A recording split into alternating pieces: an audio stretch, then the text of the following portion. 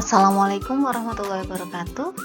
Alhamdulillah kita dipertemukan kembali dalam mata pelajaran bimbingan dan konseling.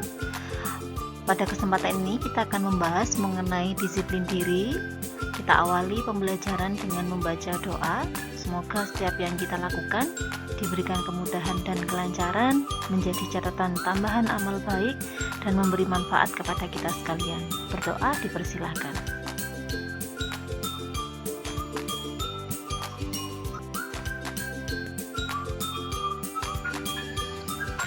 Ananda sekalian, untuk pertemuan kali ini kita akan membahas mengenai pengertian disiplin secara umum. Jadi kita akan bersama-sama melihat kepada diri kita sendiri, bagaimana perilaku kita, bagaimana pemikiran kita, dan bagaimana perkataan-perkataan yang kita lakukan terhadap diri sendiri.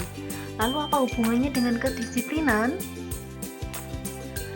Di sini kita akan membahas bahwasanya sikap disiplin itu diawali dari diri sendiri, dikembangkan dalam lingkungan keluarga, lalu diamalkan juga dalam pertemanan atau lingkungan, tentunya juga digunakan di lingkungan sekolah. Sebuah sikap disiplin dimulai dari pikiran, diucapkan dengan perkataan, dan dilakukan dengan perbuatan. Lebih lengkap kita akan menuju slide berikutnya.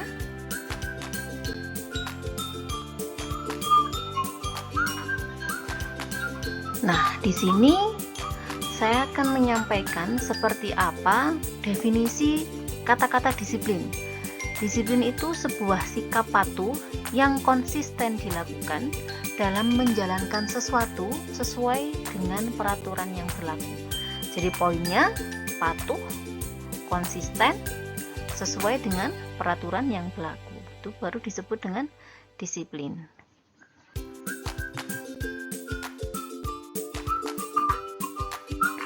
Sebuah sikap disiplin itu dimulai dengan ditumbuhkan dan dirawat dengan diamalkan setiap saat.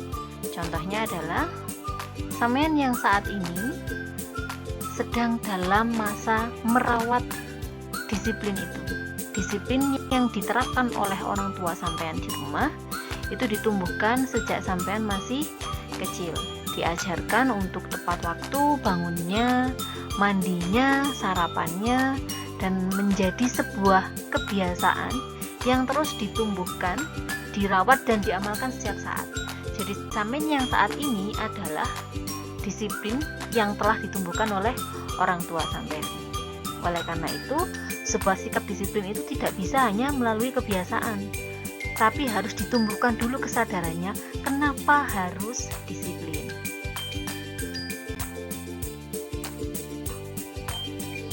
Kita kembali ke pertanyaan kenapa harus disiplin. Nah, seseorang bisa memilih. Nah, disiplin itu juga pilihan ya. Bisa memilih untuk disiplin, bisa memilih untuk mengabaikan. Lalu kenapa harus bersikap disiplin? Seseorang yang memilih disiplin itu karena menyadari bahwa waktu yang kita miliki ini terbatas. Ingat, dari 24 jam yang sama harus bermanfaat. Yang kedua, kesempatan itu tidak akan pernah datang dua kali. Ketika sampean tidak melakukan yang terbaik untuk kesempatan yang datang saat ini, kalaupun nanti ada kesempatan lain yang datang, itu tentunya tidak sama dengan yang saat ini. Dan yang ketiga, alasan kenapa harus disiplin. Disiplin itu bentuk penghargaan terhadap diri dan orang lain. Kenapa bisa seperti itu? Seseorang yang disiplin itu cenderung akan membuat dirinya berada pada posisi yang seharusnya. Jadi tidak pernah menyia-nyiakan kemampuan yang ada di dalam dirinya dan juga orang lain. Misal, ketika janjian dengan seseorang pada waktu dan tempat tertentu, tentunya orang lain tersebut juga akan mengalokasikan waktu untuk janjian dengan sampean. Nah, ketika sampean berdisiplin, datang tepat waktu, artinya sampean juga menghargai orang lain. Itu 3 alasan kenapa harus bersikap disiplin.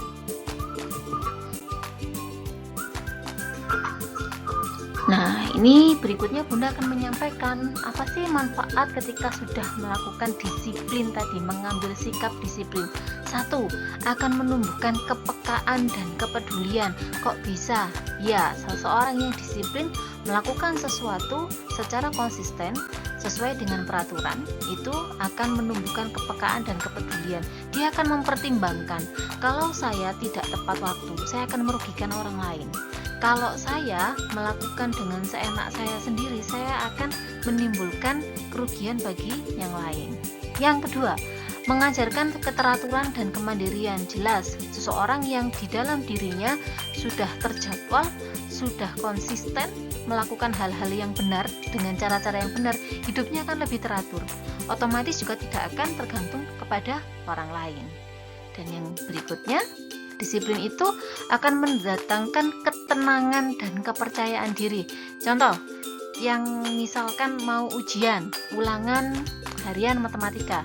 Seseorang yang sudah disiplin menyiapkan belajarnya, latihannya di rumah, dia akan tenang meskipun besok ada ulangan matematika dan percaya diri bahwa bisa mengerjakan. Itu manfaat-manfaat disiplin.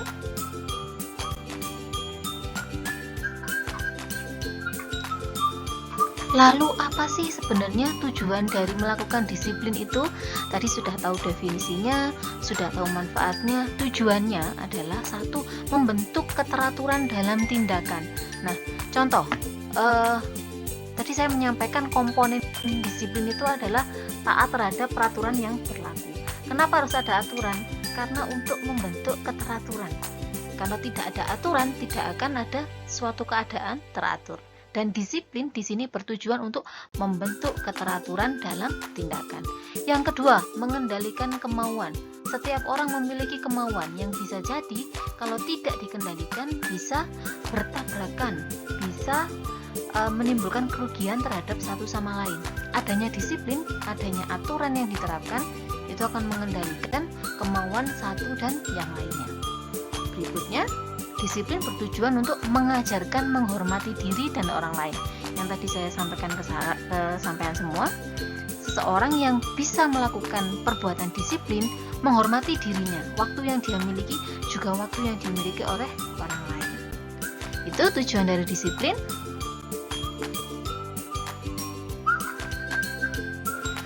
Berikutnya, saya ingin sampean terlebih dahulu mempelajari, karena untuk pertemuan mendatang saya masih akan membahas mengenai disiplin. Jadi dipersiapkan, ini akan menjadi tugas untuk pertemuan ke-8. Yang pertama, sebutkan jenis-jenis disiplin. Ini menurut pengetahuan sampean. Yang kedua, apakah manfaat disiplin selain yang tadi sudah Bunda sebutkan di atas? Sebutkan lagi minimal 3. Yang ketiga, contoh disiplin di rumah, di jalan raya, di sekolah, dan di masyarakat. Nah, masing-masing ini contohnya saya minta ada 2. Jadi nanti akan ada 2 contoh untuk di rumah, di jalan raya, di sekolah, dan di lingkungan masyarakat. Saya harap untuk tugas yang kali ini dikerjakan dengan sungguh-sungguh, dipahami dulu perintahnya, baru dikerjakan.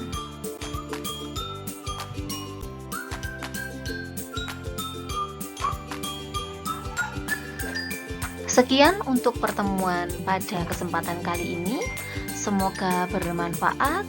Saya harap semuanya tetap bersemangat, menjaga kesehatan, menjaga selamat belajarnya. Saya akhiri. Wassalamualaikum warahmatullahi wabarakatuh.